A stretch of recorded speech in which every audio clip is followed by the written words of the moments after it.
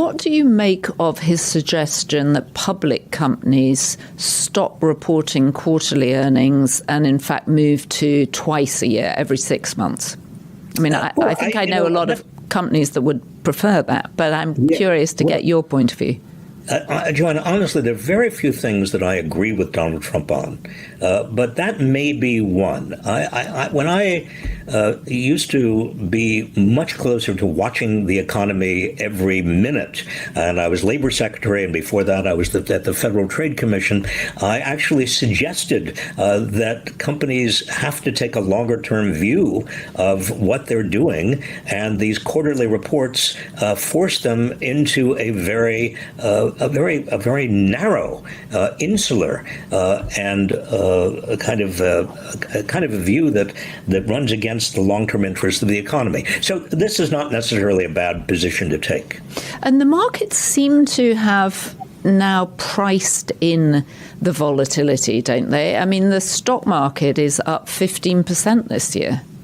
Well, it's a very good question about whether they've priced in volatility. I don't think markets price in arbitrary and capricious and impossible to predict decision making. Volatility is one thing. Yes, I mean, there is going to be a lot of volatility whenever there's any kind of a change in administration, whenever there is a lot of tumult in the world, given Israel and given Putin and given everything else that's going on. But arbitrary and capricious decision-making really is something that the markets cannot price in because, again, it's outside anybody's control and outside anybody's potential vision. All that they're pricing in, and I worry that they're going to price in more and more of this, is uncertainty. Robert, it's no secret that Donald Trump appears to have made at least $5 billion in the 8 months since he was inaugurated. Any thoughts on his crypto holdings? This is pure corruption. Let's not beat around the bush. When history is written about this administration, one of the first lines in the first paragraph is going to be about the extraordinary payoffs that were made to Donald Trump. Some of them violating the emoluments clause of the Constitution that says, foreign powers cannot pay off a public official. But some of them are just nothing but attempts to curry favor with Donald Trump. And crypto has opened the floodgates to that kind of currying of favor. It is a scandal. But unfortunately, there's so many scandals with regard to this administration, it's difficult to come out to really focus on one. Who should actually be policing that most effectively? Is that the SEC? Well, the SEC should be doing that. And the Commodity Futures Trading Corporation could be doing it. The SEC is now run by a Trump lapdog who has huge crypto holdings and has basically allowed crypto to do whatever it wants to do. And the crypto industry has become so rich that it's paying off members of Congress in terms of campaign contributions, including a number of Democrats. And so it is, you have this kind of a doom loop with regard to what it can get away with. So the whole thing is a market that is based upon nothing but expectations that some bigger fool is going to come along and buy even more crypto that you can get rid of. This is like the tulip craze in Holland. This is just a matter of when is it going to explode?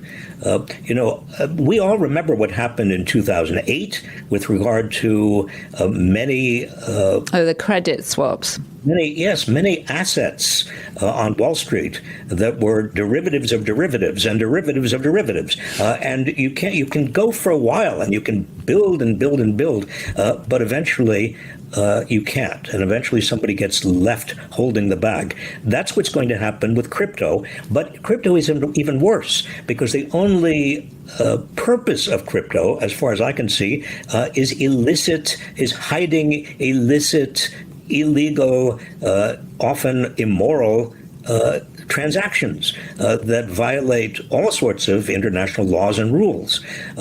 It also uses up a lot of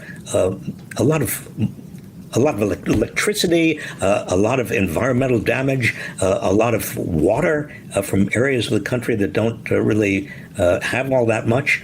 There's no redeeming social value in crypto at all. The subtitle for your book is A Memoir of America, but what is America at this point? What should we be most concerned about? Well, I am most concerned, Joanna, about the loss of freedom, the loss of our rights, constitutional rights. Everything from the First Amendment, the right to speak, the right to assemble, the right to due process, the right not to be arrested without due process, the right not to be disappeared off the streets without due process. We have a constitution that provides a lot of guarantees, a lot of bulwarks against a rogue government. We have a rogue government, but we also are discovering that we don't really have a set of mechanisms to guard those constitutional guarantees. The federal district courts have been doing, I think, a credible job, but it's very hard for individual judges, and the administration keeps on appealing those cases. The Supreme Court, who knows? I mean, so far they've allowed Trump to do pretty much what he wants to do, beginning with John Roberts' totally indefensible position that a president can get away with doing anything the president wants as long as it's arguably part of his official duties. But there is also a failure of the leadership class in America. And by leadership class, I'm talking about everyone from the people who run media companies to religious leaders to people who are university presidents who keep telling me they don't dare speak out. There's a kind of overall fear that has descended upon people who have responsibility in this country, and their responsibility, excuse me for expressing my view here, but their responsibility is not just to their organizations like ABC or CBS or Columbia University or their law firm. Their responsibility, if they're leaders, true leaders, is to the country as a whole, including our democracy, including the rule of law, including the Constitution. And so that, to me, is also a real concern. So you mentioned that university presidents are telling you that they're fearful. Clearly, business leaders are fearful too. I've had several conversations with prominent CEOs who just don't want their heads above the radar. How do we, or what should leadership look like at this point? And I mean, one of the complexities, I think, is that Donald Trump was elected, right?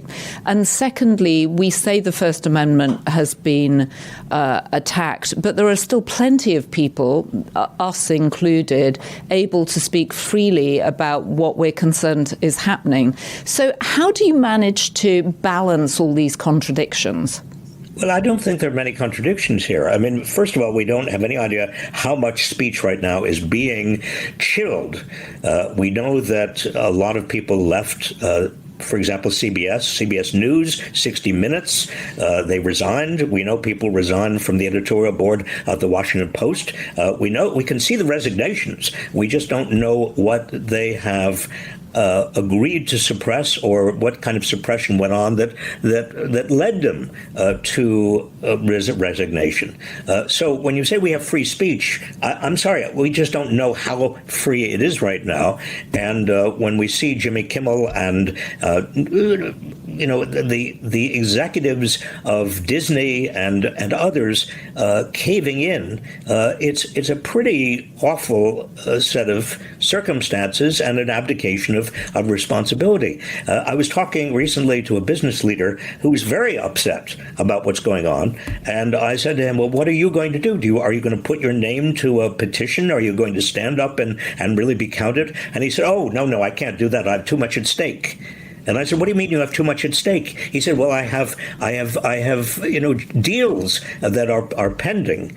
Well, the more people, Joanna, who have positions of responsibility and positions of leadership who say, well, I don't dare put my head up because I'm going to be, I'm fearful that I'm going to be targeted by this administration. They are complicit. They are enabling this kind of tyranny. So why don't the Democrats put together a bunch of CEOs, so there's some strength in numbers, and get them to speak out and say this is unacceptable? Well, I wish the Democrats would, but Democrats themselves, if you're talking about congressional Democrats, many of them are nervous. They depend on a lot of big money for their campaigns. They depend on CEOs and Wall Street. They don't want to bite the hands that feed them. They certainly don't want to put the hands that feed them in an awkward position. So I'm not sure that a lot of Democrats have the will to do anything like you're suggesting. Well, good Lord, if Democrats don't have the will to do it, then what is to become of us? Well, exactly. I mean, there's an old saying, we are the leaders we've been waiting for. Right. It's a good phrase. I never really paid much attention to that phrase. It's always seemed to me kind of idealistic. Mm-hmm. But at a time like this, it may be the case. It may be that we, average people who are not cloaked with the offices of formal authority, who are not presidents and CEOs, and who are not heads of organizations and members of Congress or the presidents of universities, maybe ordinary people have got to take more leadership responsibility here in this crisis. This is a catastrophe.